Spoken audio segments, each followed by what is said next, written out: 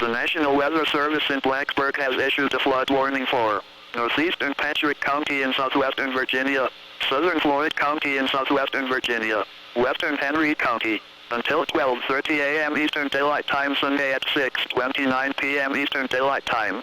Doppler radar showed a persistent area of showers with occasionally heavy downpours extending from near Indian Valley, through Cherokee, to near Fielddale. This rain is falling on saturated ground and will cause area streams and creeks to come out of their banks.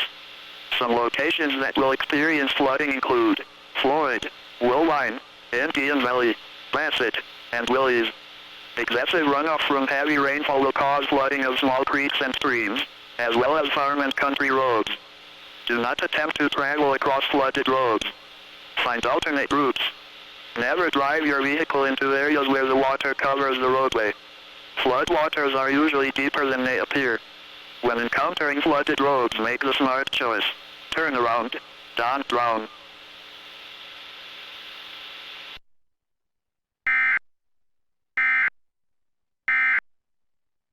Serial number was filed clean. Winfield had 8 commendations up to that point? That's why they offered him early retirement. Case he was working on was real badass.